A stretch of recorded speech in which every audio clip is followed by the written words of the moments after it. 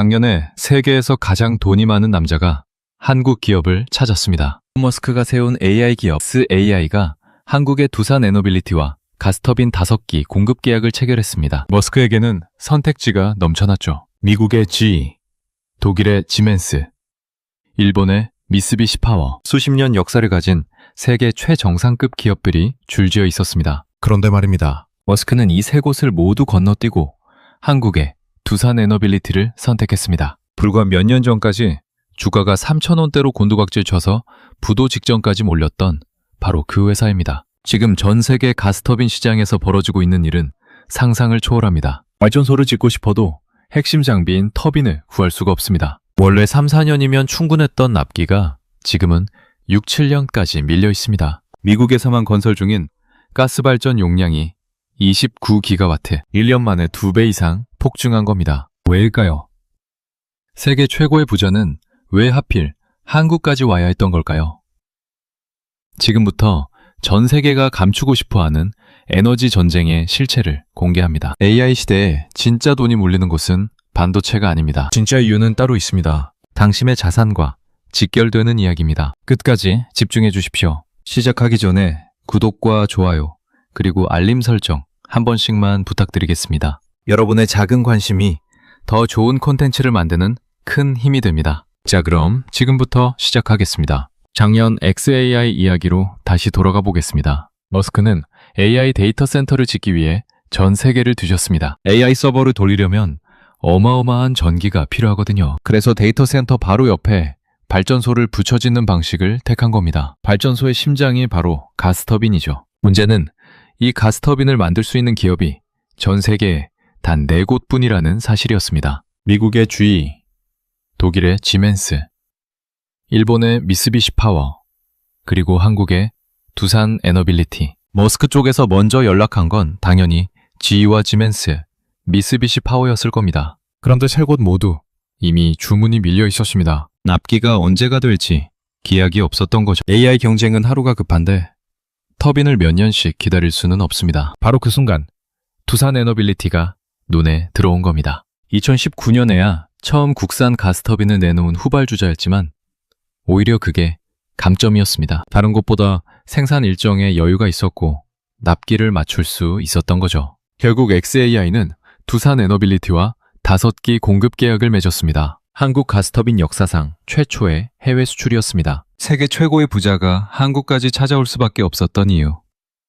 이 이야기를 제대로 이해하려면 먼저 지금 전 세계에서 무슨 일이 벌어지고 있는지부터 알아야 합니다. 먼저 배경부터 말씀드리겠습니다. 지금 전 세계는 전기 부족 시대로 들어서고 있습니다. 쉽게 말씀드리면 이렇습니다. 여러분이 유튜브 영상을 한 편 볼 때 그 영상은 어딘가의 데이터 센터에 저장돼 있죠. 그 데이터 센터 안에는 수만 대의 서버가 24시간 돌아가고 있고요. 그 서버를 돌리는데 엄청난 전기가 들어갑니다. 이게 AI 시대가 오면서 완전히 차원이 달라졌습니다. AI 서버 한 대가 소비하는 전력은 일반 서버의 10배가 넘습니다. 국제에너지기구 IEA의 전력시장 보고서를 보면 글로벌 전력 수요 증가율이 2024년에 4.4%, 2026년에는 3.7%로 예상됩니다. 특히 미국의 데이터 센터 전력 수요가 2024년 약 180테라와트시인데 2030년이 되면 여기에 240테라와트시가 더 붙습니다. 지금보다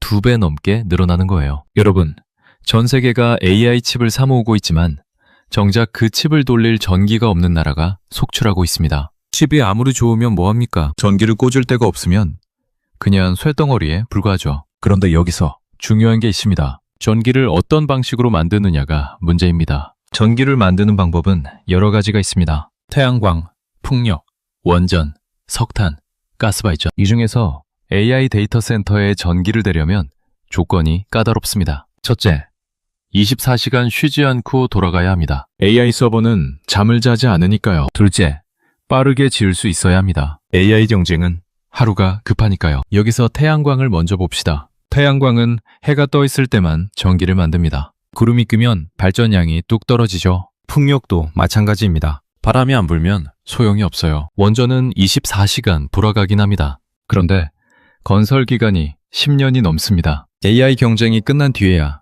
완공되는 셈이죠. 석탄은 환경 규제 때문에 신규 건설 자체가 막혀 있고요. 결국 남는 건 가스 발전입니다. 천연가스 기반 복합 화력발전의 핵심 장비가 바로 가스터빈이죠. 가스터빈은 가스 공급만 유지되면 24시간 일정하게 전기를 만들 수 있습니다. 건설 기간도 원전보다 훨씬 짧고요. 날씨나 계절 영향도 거의 없습니다. 골드만삭스도 지난해 보고서에서 이렇게 밝혔습니다. 천연가스는 모든 에너지원 중 가장 유연하며 미국의 풍부한 자원이라고요. 그래서 지금 미국의 빅테크 기업들이 앞다퉈 가스터빈을 확보하고 있는 겁니다. 그런데 이게 끝이 아닙니다. 가스터빈이 답이라는 건 모두가 알게 됐습니다. 문제는 그 다음에 벌어졌습니다. 가스터빈이 답이라는 걸 안 순간 전 세계가 동시에 움직였습니다. 미국만 봐도 상황이 심각합니다. 올해 1월 기준 미국에서 건설 중인 가스 발전 용량이 29기가와트입니다. 불과 1년 전만 해도 절반 수준이었는데 2배 이상으로 폭증한 거예요. 텍사스주에서는 퍼시피코 에너지라는 회사가 7.65기가와트 규모의 초대형 가스 발전 시설 건설에 들어갔습니다. 미국 역사상 최대 규모죠. 이 발전소는 가스전 바로 옆에 지어서 생산된 전력을 곧바로 데이터 센터에 공급합니다. 이런 프로젝트가 미국 곳곳에서 동시다발로 터지고 있습니다. 그러자 예상치 못한 문제가 발생했습니다. 발전소의 심장인 가스터빈이 풍기 현상을 빚은 겁니다. 원래 가스발전소 건설은 3년에서 4년이면 충분했습니다. 그런데 지금은 터빈 납기가 밀리면서 6년에서 7년까지 늘어났습니다. 눈치채셨습니까? 이 장비를 만들 수 있는 곳이 전 세계에 단 4곳뿐입니다. 미국의 GE, 독일의 지멘스, 일본의 미쓰비시 파워, 그리고 한국의 두산 에너빌리티. 여러분, 4곳 중 한 곳이 바로 대한민국에 있습니다. 여기서 더 중요한 게 있습니다. 두산 에너빌리티가 가스터빈 개발에 뛰어든 건 2013년이었습니다. 당시 시장의 반응은 냉담했습니다. 한국이 가스터빈을 독자 개발할 수 있겠느냐? 그게 가능하긴 하냐? 회의적인 시선이 대부분이었죠. 그럴 만도 했습니다. 당시 가스터빈 원천 기술을 가진 나라는 미국, 독일, 일본, 이탈리아, 전 세계 4개국 뿐이었으니까요. GE, 지멘스, 미쓰비시 파워 같은 거대 기업들이 수십 년간 시장을 장악하고 있었습니다. 그런데 두산은 포기하지 않았습니다. 2013년부터 지금까지 투입한 금액만 1조 1천억 원입니다. 여러분, 1조 1천억 원입니다. 연구 인력만 330명 이상이 매달렸죠. 그 결과물이 H클래스 가스터빈입니다. 이 장비는 단순 발전 방식으로 380메가와트를 출력합니다. 복합 발전 기준으로는 효율이 63% 이상이에요. 글로벌 최고 수준에 근접한 성능을 달성한 겁니다. 이게 얼마나 어려운 기술인지 감을 잡으시겠습니까? 1500도 이상의 고온을 견뎌야 합니다. 머리카락 굵기의 냉각구멍을 뚫은 부품을 길이 11m, 무게 300톤짜리 설비로 0.05mm 오차 안에서 조립해야 합니다. 이런 고난도, 장비를 국산화했고 부품의 90% 이상을 국내에서 조달할 수 있게 됐습니다. 부도 직전까지 갔던 이 회사에 지금 전 세계에서 주문이 쏟아지고 있습니다. 그런데 진짜 문제는 따로 있습니다. 이 회사가 왜 부도 직전까지 갔었는지 그 이유를 아시면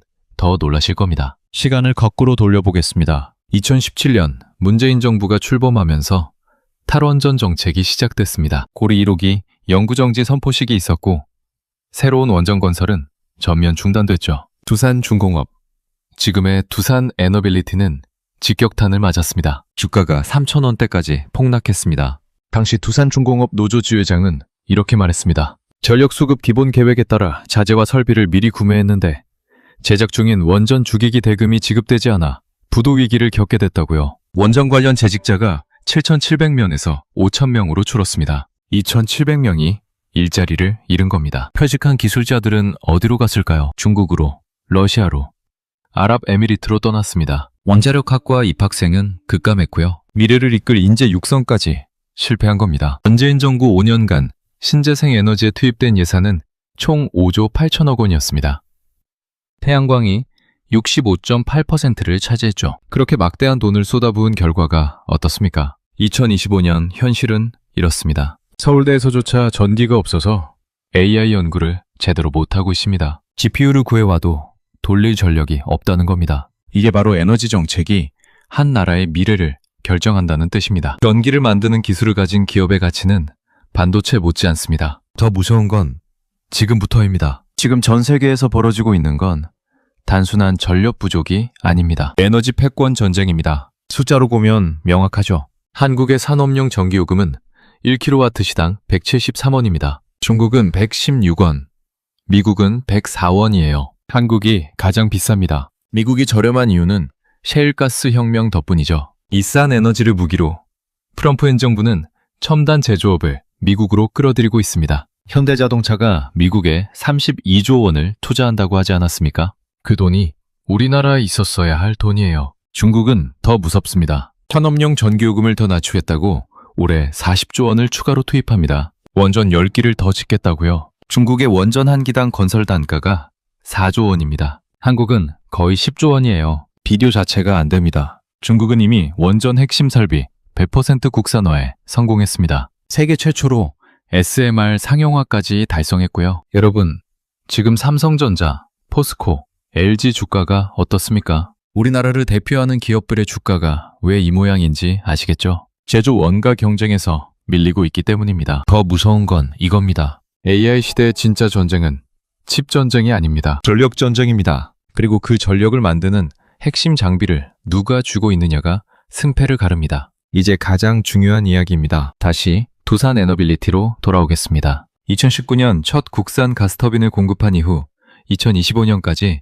누적 13기를 수주했습니다. 여기서 눈여겨볼 숫자가 있습니다. 작년 한 해에만 8기를 수주했는데 그중 5기가 해외 수출이었습니다. 그것도 머스크의 XAI 데이터 센터에 들어가는 물량이죠. 그동안 두산 에너빌리티의 가스터빈은 국내 복합발전 소용이 전부였습니다. 국내용 장비라는 꼬리표가 늘 따라다녔죠. 그런데 이번에 그 한계를 완전히 넘어선 겁니다. 글로벌 AI 전력 시장에서 성능과 납기를 동시에 인정받았다는 뜻이에요. 특히 경쟁사보다 빠른 납기가 결정적이었습니다. 두산 에너빌리티의 목표는 여기서 멈추지 않습니다. 2030년까지 누적 45기, 2038년까지 누적 105기 수주가 목표입니다. 연간 생산 능력도 현재 8기에서 2028년까지 12기로 늘릴 계획이죠. 여기에 한 가지 더 있습니다. 가스터빈은 한 번 납품하고 끝나는 장비가 아닙니다. 유지보수와 정기점검이 필수거든요. 가스터빈 한 기당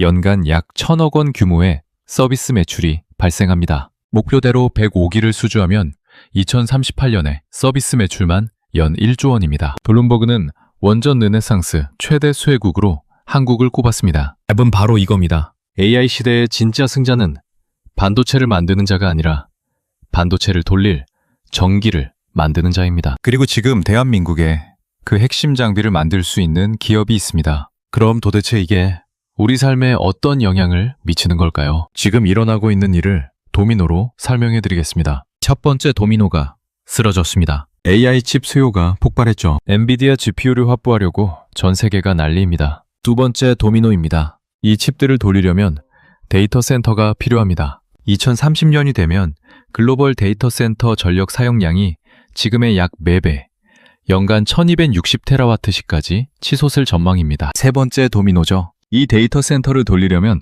막대한 전기가 필요합니다. 24시간 끊기지 않는 안정적인 전력 말이에요. 네 번째 도미노입니다. 그래서 가스터빈 수요가 폭증했고 전 세계에 단 4개뿐인 제조사에 주문이 몰렸습니다. 다섯 번째, 도미노가 핵심입니다. 터빈을 구하지 못하면 발전소를 못 짓고, 발전소를 못 지으면 데이터 센터를 못 돌리고, 데이터 센터를 못 돌리면 AI 경쟁에서 뒤처집니다. 결국 AI 시대의 병목은 칩이 아니라 전기였던 겁니다. 지금 텍사스에서는 가스전 바로 옆에 발전소를 짓고 그 전기를 데이터 센터에 직접 공급하는 방식까지 등장했습니다. 주민들의 전력 공급에 영향을 주지 않으려는 거죠. 원전과 재생에너지가 함께 가더라도 가스 발전은 전력 계통의 유연성을 확보하는데 반드시 필요한 설비입니다. 두산 에너빌리티가 단순 터빈 제작을 넘어 설계, 제작, 정비를 아우르는 토털 솔루션 체계를 구축하고 있는 것도 바로 이 때문입니다. 이게 끝이 아닙니다. 이게 얼마나 심각한 문제인지 우리 일상으로 가져와 보겠습니다. 서울대학교 이야기입니다. 대한민국 최고의 대학에서 AI 연구를 하고 싶어도 전기가 부족해서 GPU를 제대로 돌리지 못하고 있습니다. 어렵게 구한 장비를 앞에 두고도 전력이 모자라 연구를 못하는 겁니다. 이게 2025년 대한민국의 현실입니다. 한국전력을 봅시다. 부채 비율이 2020년 187%에서 2025년 543%로 폭증했습니다. 거의 3배가 뛴 겁니다. 총 부채가 205조 원입니다. 여러분, 205조 원입니다. 2022년 한 해 한국전력이 기록한 영업적자만 32조 원이 넘습니다. SK하이닉스가 1년 동안 벌어들인 영업이익이 30조 원 수준이거든요. 세계 최고의 반도체 기업이 1년 벌어야 겨우 메울 수 있는 적자를 한국전력이 한 해에 쏟아낸 겁니다. 우리만 이런 고민을 하는 게 아닙니다. 독일을 보십시오. 신재생에너지 중심 정책을 밀어붙였다가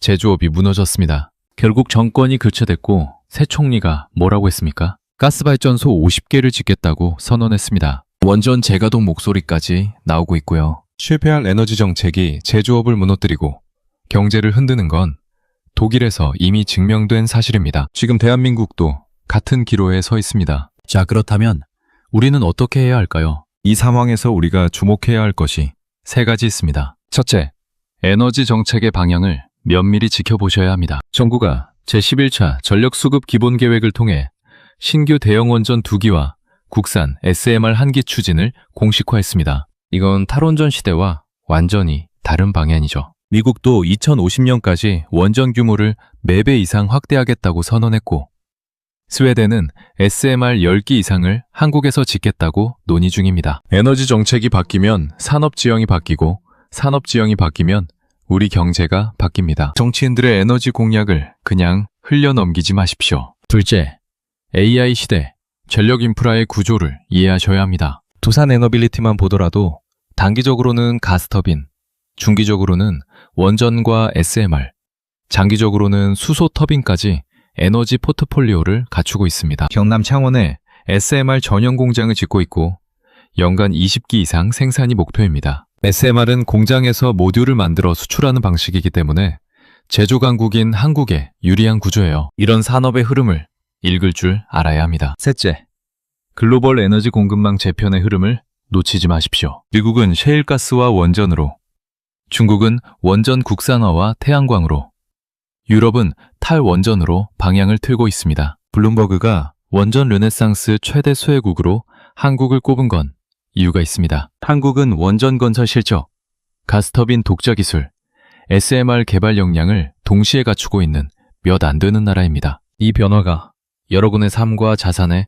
어떤 영향을 미칠지 직접 판단하셔야 합니다. 마지막으로 정리하겠습니다. 오늘 이야기를 정리하겠습니다. AI 시대의 진짜 병목은 반도체가 아니라 전기입니다. 그 전기를 안정적으로 만들 수 있는 현실적인 해법이 가스터빈이고요. 이 가스터빈을 만들 수 있는 기업이 전 세계에 단 4곳뿐입니다. 그중 하나가 대한민국의 두산 에너빌리티입니다. 13년 전 아무도 믿지 않았던 도전에 1조 1천억 원을 쏟아붓고 330명 넘는 연구 인력이 매달린 끝에 세계가 인정하는 기술을 만들어냈습니다. 탈원전 시절 주가 3,000원대에서 부도 직전까지 몰렸던 이 회사에 지금은 일론 머스크까지 찾아와 계약을 맺고 갑니다. 전 세계에서 가스터빈 주문이 쏟아지고 있고 납기가 6, 7년씩 밀리는 이 품귀 현상 속에서 두산 에너빌리티는 새로운 기회를 맞고 있습니다. 그러나 이 기회가 영원하지는 않습니다. 에너지 정책 하나에 이 회사가 살기도 하고 죽기도 합니다. 독일이 증명했고 탈원전 시절 우리가 직접 겪었습니다. 전기 없이는 AI도 반도체도 제조업도 없습니다. 이건 남의 이야기가 아닙니다. 우리 경제, 우리 일자리, 우리 자산과 직결된 문제입니다. 여러분은 이 변화를 어떻게 읽고 계십니까? 선택은 지금입니다. 여러분은 어떻게 생각하시나요? 댓글로 여러분의 의견을 자유롭게 남겨주세요. 구독과 좋아요는 더 나은 콘텐츠를 만드는 데 큰 도움이 됩니다. 알림 설정까지 해두시면 새로운 영상을 가장 먼저 만나보실 수 있습니다. 다음 영상에서 또 만나겠습니다.